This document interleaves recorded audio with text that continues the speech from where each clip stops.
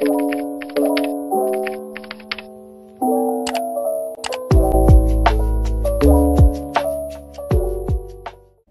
semuanya, perkenalkan nama saya Lydia Putri Amanda. Di sini saya akan membahas dari analisis Keynes sederhana ke analisis ADHS. Untuk materi pertama yaitu pandangan Keynes permintaan, efektif, dan kegiatan ekonomi. Dinyatakan mengkritik keyakinan klasik bahwa terdapat ada dua. Yang pertama yaitu dalam ekonomi tidak terdapat kekurangan permintaan agregat. Yang kedua, ekonomi selalu mencapai tingkat kesempatan kerja penuh dari analisis Keynes tersebut. Selanjutnya, pandangan Keynes mengenai uang dan kegiatan ekonomi. Teori Keynes mengenai peranan uang dalam kegiatan ekonomi sangat berbeda dengan pendapat ahli-ahli ekonomi klasik.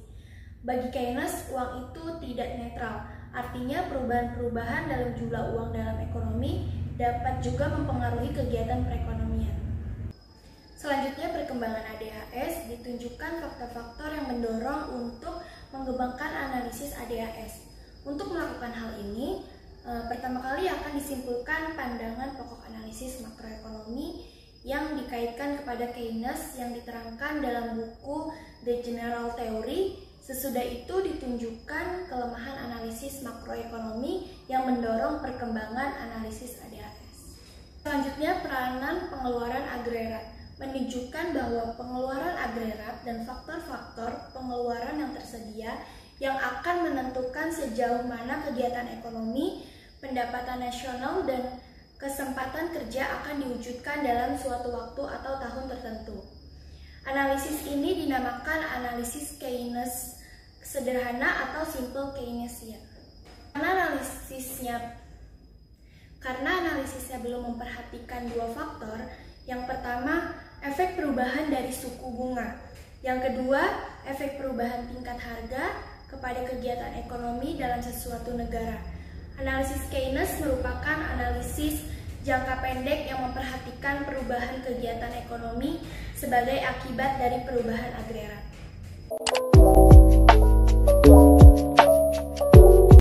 Halo semuanya, perkenalkan aku Cindy Sadrianti. Hari ini aku mau ngejelasin tentang kurva permintaan agregat.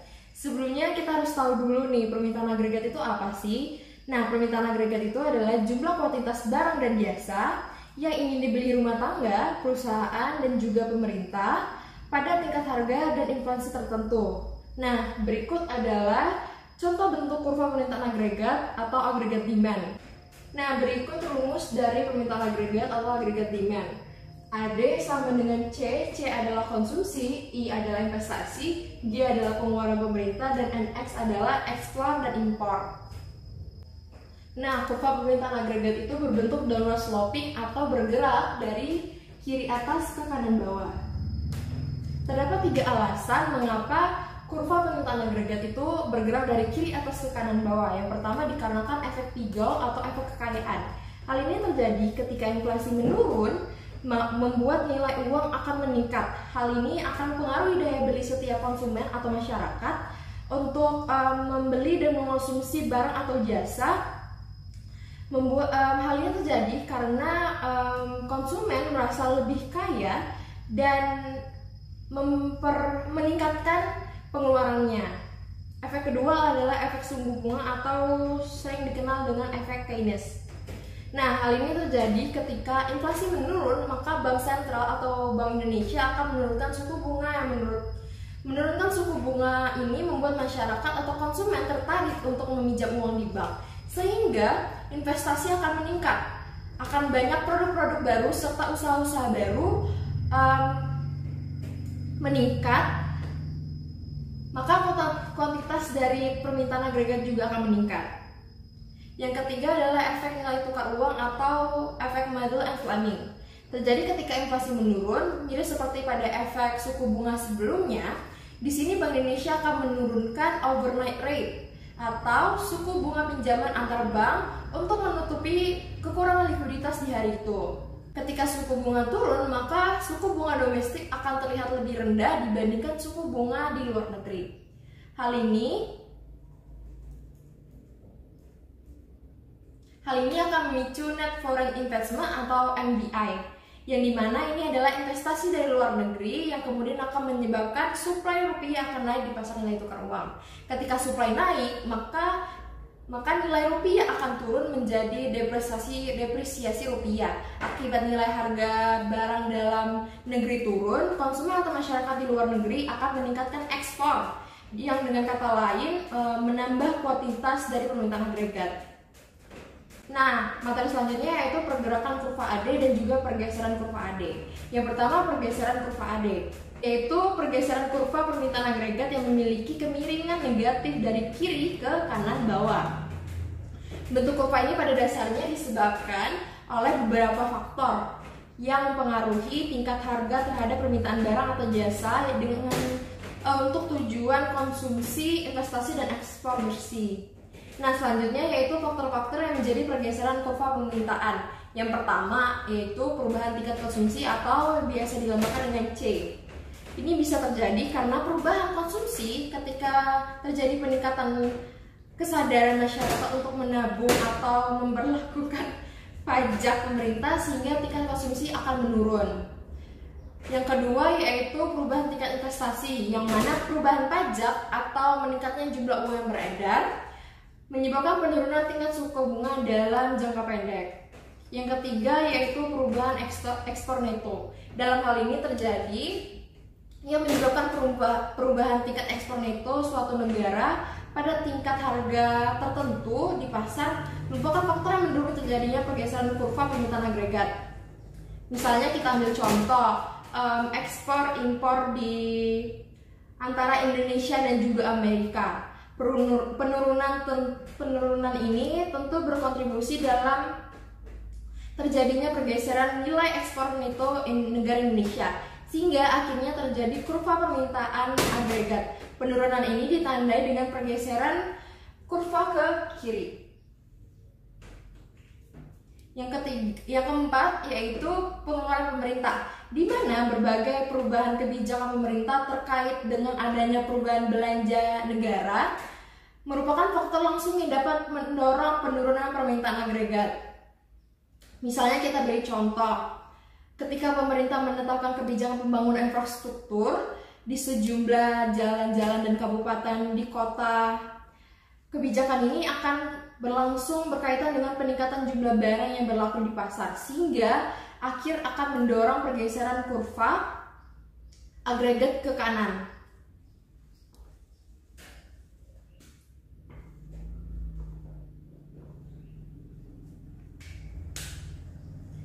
Sebaliknya, bila pemerintah mengurangi belanja, maka permintaan agregat bergeser ke kiri. Materi selanjutnya yaitu pergerakan kurva AD. Pergerakan kurva AD berlangsung atau terjadi di sepanjang kurva ini yang dipengaruhi oleh faktor barang itu sendiri. Apabila harga barang itu naik, maka akan bergerak ke atas. Apabila harga barang tersebut turun, maka akan bergerak ke bawah. Sekian dari saya, terima kasih.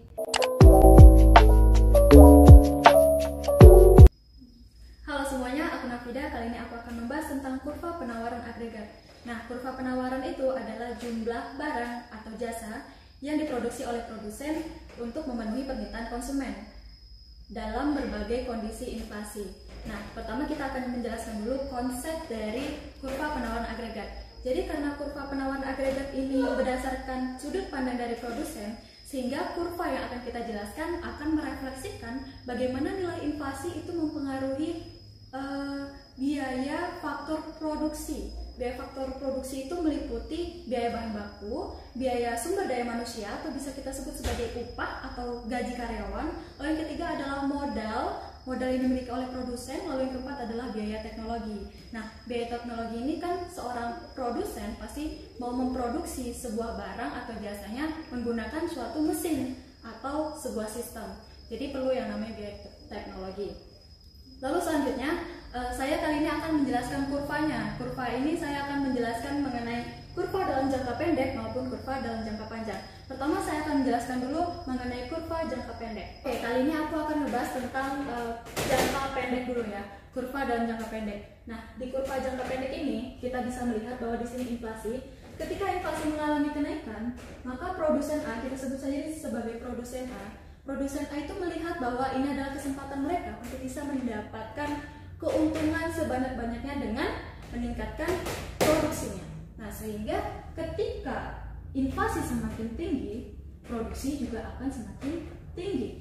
Jika produksi tinggi, maka PDB real juga akan semakin tinggi. Nah, hal ini menunjukkan bahwa pertumbuhan ekonomi itu bagus. Lalu selanjutnya apa sih yang mengapa hal ini bisa terjadi dalam jangka pendek? Nah, yang pertama itu ada kondisi di mana namanya misinterpretasi inflasi. Oke, yang pertama adalah misinterpretasi inflasi. Nah, misinterpretasi inflasi ini maksudnya seperti apa? Misalnya kita katakan bahwa produsen A ini terjun di dunia bisnis kacamata. Nah, pada saat melihat inflasi itu tinggi, maka produsen A itu melihat bahwa ini adalah kesempatan mereka untuk bisa meningkatkan jumlah produksinya untuk mendapatkan keuntungan yang banyak, sehingga harganya pun ikut naik yang dilakukan oleh produsen A ini untuk menjual kacamatanya. Nah, perilaku yang dilakukan oleh produsen A ini diikuti oleh produsen B dan produsen C, sehingga memunculkan produsen yang baru, bisa kita katakan sebagai produsen D yang dia tidak tahu menahu mengenai bisnis kacamata, tapi dia mencoba untuk masuk. Nah, karena si produsen D ini berpikiran bahwa penjualan kacamata itu tidak diikuti oleh permintaan yang mengikuti tren gitu, sehingga dia menganggap bahwa harga ini adalah stabil seperti itu. Dan ini berkaitan dengan yang namanya sticky price, oke? Yang kedua ada namanya sticky price. Nah, ketika sudah banyak nih produsen-produsen yang melakukan produksinya, maka akan terjadi produksi barang yang membludak lebih banyak dari biasanya gitu kan, sehingga itu akan terjadi namanya sticky price. Nah, ini juga berkaitan dengan yang namanya sticky wage. Sticky wage itu adalah hal yang berhubungan dengan upah gaji karyawan. Nah, ketika namanya manusia gitu ya, ketika produsen A, B, C, dan D itu melakukan produksi yang banyak sekali gitu dengan mendapatkan keuntungan sebanyak-banyaknya dengan menekan biaya produksi yang kecil, namun mereka tidak akan langsung menaikkan upah gaji karyawannya karena mereka ingin menikmati hasilnya terlebih dahulu. Sehingga ketika mereka menaikkan jumlah produksi dan harganya, itu upah untuk karyawannya sendiri itu tidak langsung dinaikkan oleh si pelaku produsen. Nah, apakah situasi ini akan terus berlanjut? Tentu tidak. Nah, ini kita akan bahas pada kurva dalam jangka panjang ya. Kali ini kita akan membahas mengenai kurva pada jangka panjang. Nah, kita melihat ya bahwa di sini apakah situasi dalam jangka pendek itu akan terus berlanjut seperti itu? Tidak. Jika dalam jangka panjang gitu ya, pertama ada yang namanya misinterpretasi inflasi. Dan ini akan berkaitan dengan yang namanya biaya produksi serta keuntungan yang didapat oleh produsen pelaku dari penjualan kacamata. Nah, pertama kita akan bahas dulu mengenai biaya produksinya. Ketika dalam jangka pendek gitu ya, kan apa yang dilakukan oleh produsen dari kacamata itu adalah menaikkan harga dan menaikkan produksinya, sehingga pembelian barang faktor produksi tadi, biaya bahan bakunya itu juga akan meningkat. Nah, perilaku yang dilakukan oleh produsen penjualan kacamata ini akan direspon oleh perusahaan bahan baku ya untuk menaikkan harga bahan bakunya juga. Nah, ketika biaya bahan baku ini naik, maka keuntungan yang didapat oleh produsen kacamata ini akan mengalami penurunan. Selain itu, juga gaji karyawan pada yang bekerja di produsen ABCD yang menjual kacamata ini juga akan mengalami kenaikan karena mereka menuntut haknya gitu ya. Nggak mungkin gaji mereka seperti itu terus dengan mendapatkan produsen yang mendapatkan keuntungan yang banyak, sehingga mereka akan menuntut haknya untuk dinaikkan gajinya. Nah, ketika kenaikan gaji karyawan ini dilakukan, maka keuntungan yang didapatkan oleh produsen kacamata ini juga akan mengalami penurunan, sehingga keuntungannya akan menjadi lebih kecil daripada biaya produksinya. Lalu apa yang terjadi sih? Oke, pertama mengenai gaji karyawan tadi, maka sticky wage itu tidak ada lagi dalam jangka panjang. Lalu apa yang terjadi ketika biaya produksi ini lebih tinggi daripada keuntungan yang didapat? Nah, hal ini akan mempengaruhi sticky price. Bagaimana sih ceritanya? Nah, cerita ini, ketika perusahaan produsen kacamata ini mengalami kenaikan biaya produksi daripada keuntungannya, maka akan terjadi persaingan harga. Mereka akan saling berkompetitif untuk menjual barang produksi kacamatanya. Ketika terjadi persaingan harga, maka harga kacamata tersebut tidak bisa lagi melambung tinggi seperti yang ada pada jangka pendek. Maka itu akan mengalami penyesuaian dengan kompetitor yang lain. Nah, apa sih yang terjadi setelah itu? Ketika persaingan harga tersebut tidak lagi melambung tinggi, maka si produsen kacamata ini harus melakukan yang namanya biaya efisiensi. Nah, ketika melakukan biaya efisiensi ini, maka perusahaan harus melakukan sebuah inovatif. Dan jika perusahaan tidak dapat melakukan inovatif tersebut, maka perusahaan tersebut akan bangkrut. Nah, ketika perusahaan banyak sekali yang bangkrut, ya, perusahaan kacamata ini banyak sekali yang bangkrut, maka apa yang terjadi adalah perusahaan tidak ada lagi perusahaan yang memproduksi kacamata, sehingga produksi kacamata tersebut akan menurun. Ketika harga mulai stabil, lalu produksi barang tersebut juga tidak naik gitu ya, maksudnya sudah kembali stabil juga, maka bentuk kurvanya akan menjadi tegak vertikal seperti ini. Lalu sticky price juga dalam jangka panjang ini tidak ada. Oke, terima kasih. Sekian presentasi dari saya akan lanjutkan pada teman saya.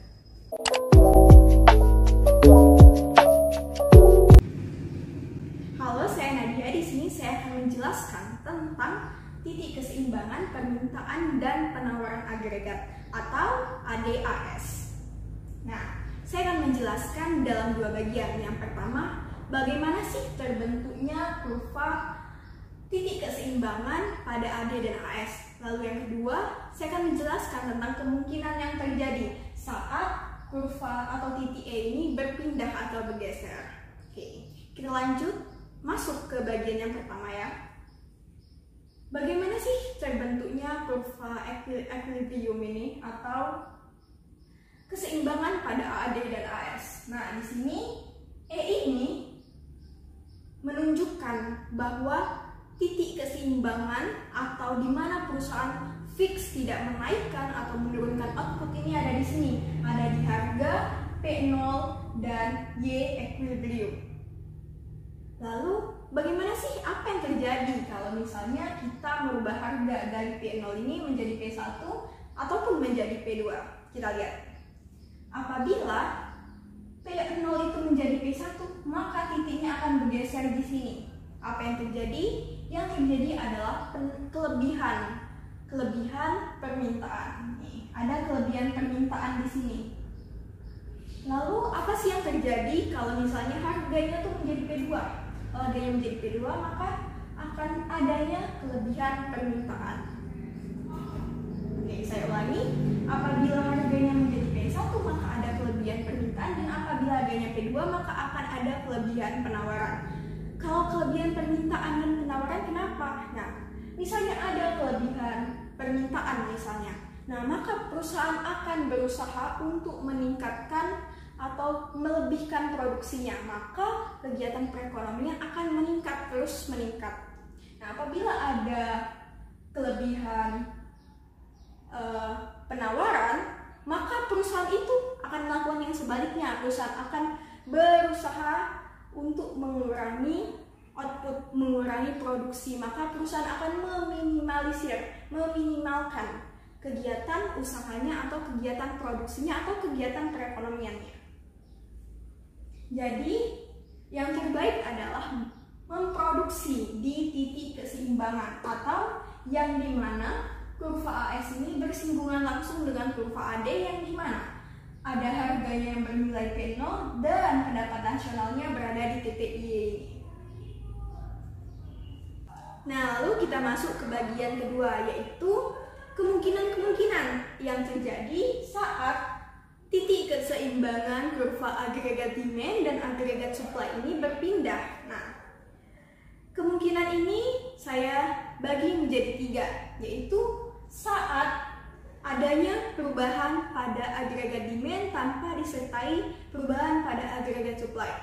Yang kedua, saat adanya perubahan pada agregat supply tetapi tanpa disertai dengan agregat demand. Lalu yang ketiga, adanya perubahan pada agregat demand dan juga agregat supply. Kita bahas satu persatu, dimulai dari efek perubahan saat adanya agregat demand tanpa disertai agregat supply.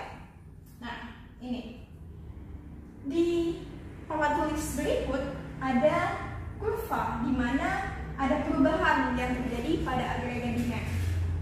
Awal mula titik berada di EO, equilibrium berada di EO, yang mana harga berada di PO dan YO. Nah, apabila nih ada kemerosotan yang terjadi dalam perekonomian, di mana kemerosotan pengeluaran yang disebabkan penurunannya konsumsi, investasi, pengeluaran pemerintah dan juga ekspor nih, maka menyebabkan kurva agregat demand ini bergeser ke kiri. Oke. Kurva agregat demand yang bergeser ke kiri dari AD0 bergeser ke AD1. Nah, sehingga titiknya juga berubah nih guys. Dari titik equilibrium 0 berpindah menjadi equilibrium 1. Nih, bisa kita lihat di sini. Bergeser ke sebelah kiri. Maka tingkat harga dan tingkat pendapatan nasionalnya juga berubah. Bisa kita lihat di AE1 tingkat harga menjadi P1 dan tingkat pendapatan nasional menjadi Y1. Jadi pergeseran, kita ulangi lagi ya, pergeseran kurva agregat demand ke kiri menyebabkan penurunan pada harga dan penurunan juga pada pendapatan nasional. Gimana sih jika ada peningkatan pada konsumsi, investasi, pengeluaran pemerintah dan ekspor, maka akan membuat agregat demand ini bergeser ke kanan, di mana titiknya juga ikut berpindah, teman-teman, menjadi titik E2. Titik E2 ini, nih lihat, harganya juga ikut berubah menjadi P2, dan juga pendapatan nasionalnya juga berubah menjadi Y2.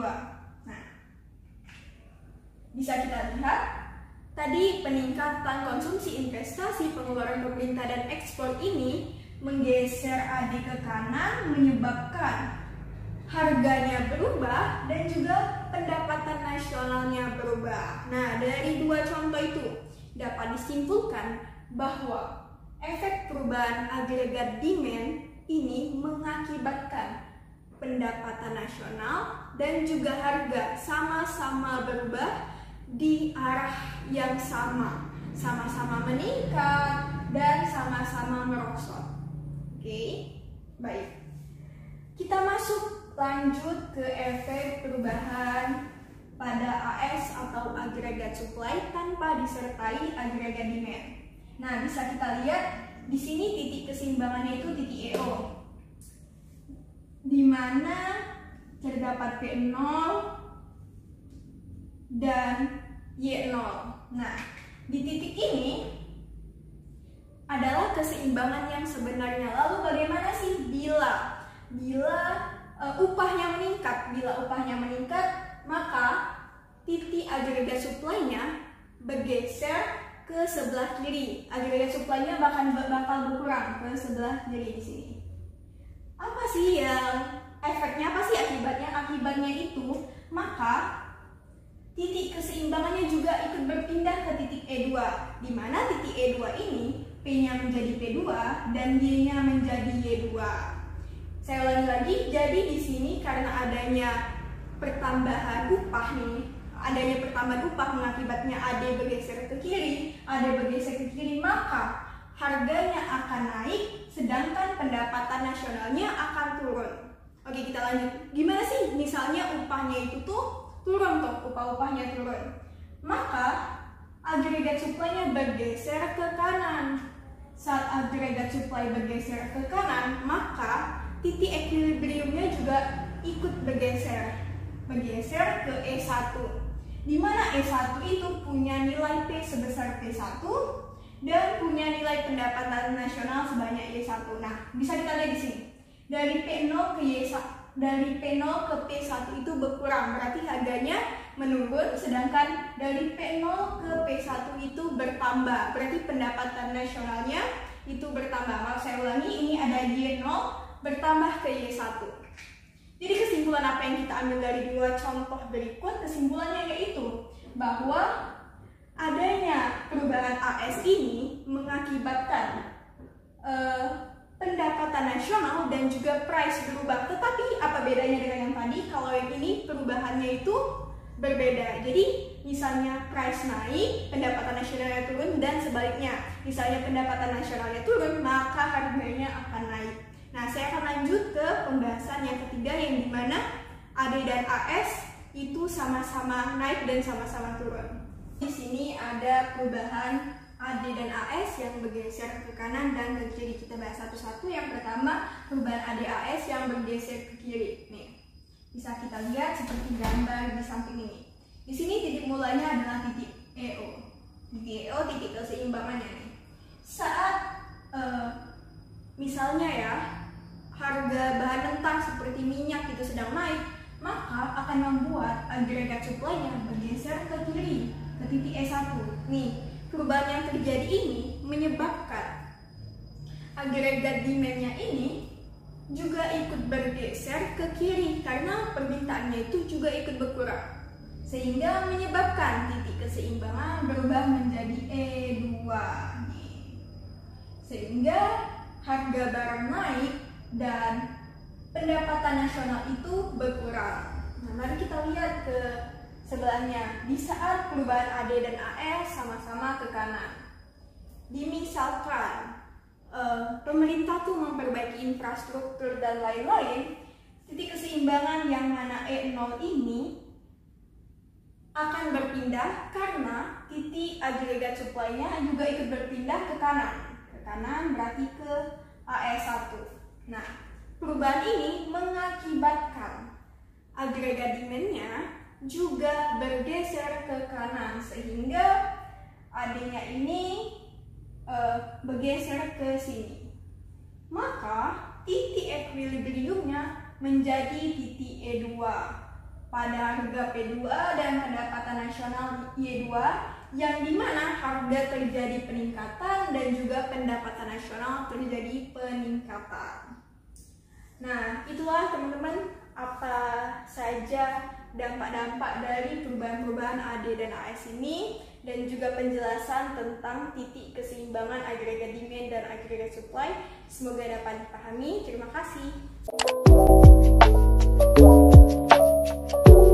Halo semuanya, kembali bersama saya Fasya Mutiara Celia. Di sini saya akan melanjutkan penjelasan dari teman-teman saya, dan di sini ada contoh latihan soalnya.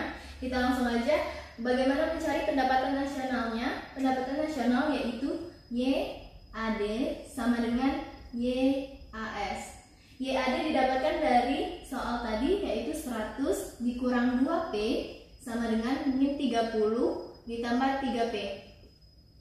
Kita samain kedua, sama-sama yang P-nya kita samain, yaitu min 2P dikurang 3P sama dengan min 30 dikurang 100. Min 2P dikurang min 3P, min 5P sama dengan min 130. P sama dengan min 130, min 5 nya pindah min 5. Jadi sama dengan P sama dengan min 30 dibagi min 56, yaitu hasilnya positif 26. Jadi didapatkan harga keseimbangannya itu 26.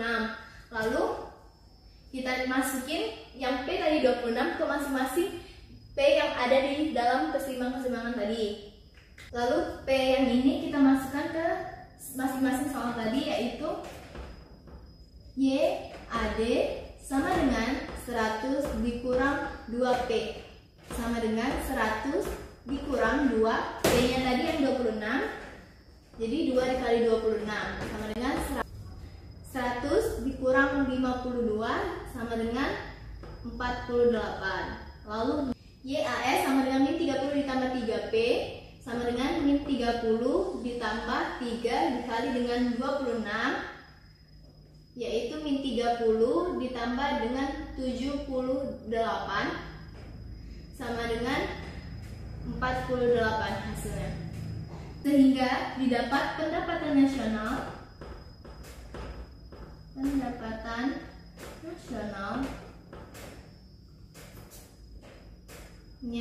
48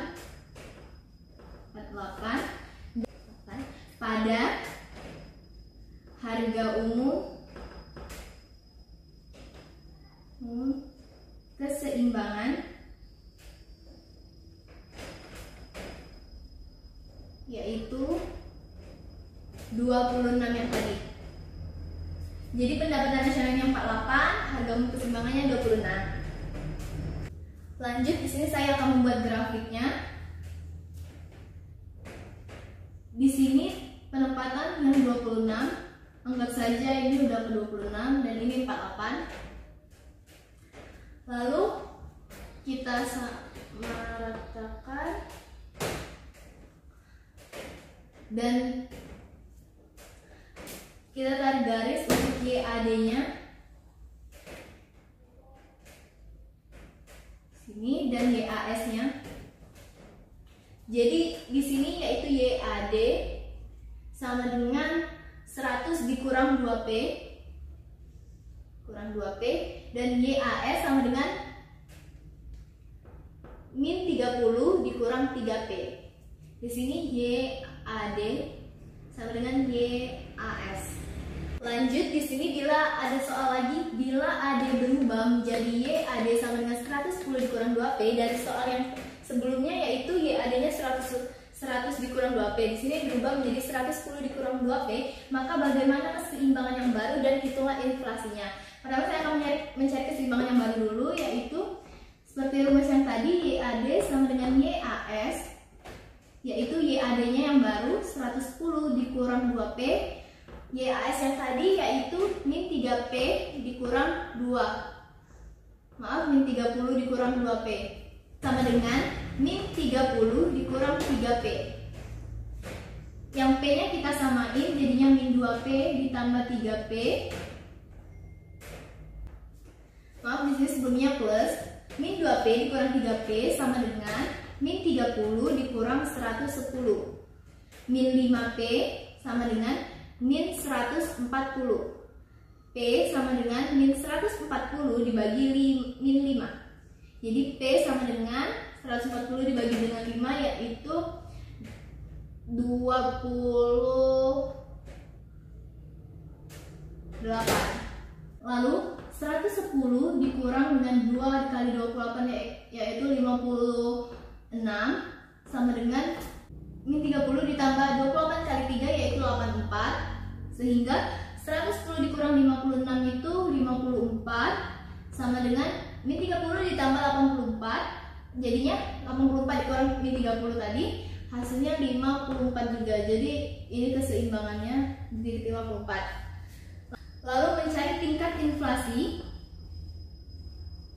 Tingkat inflasi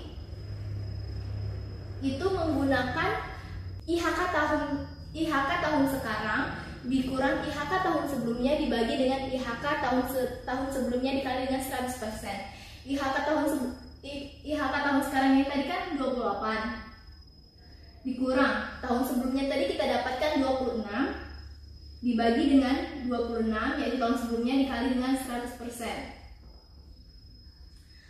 Lanjut, jadinya 28 dikurang 26 yaitu 2 dibagi dengan 26 dikali 100%. Lalu 200 dibagi 26 yaitu 7,69. Kalau dipersenin menjadi 0,76%.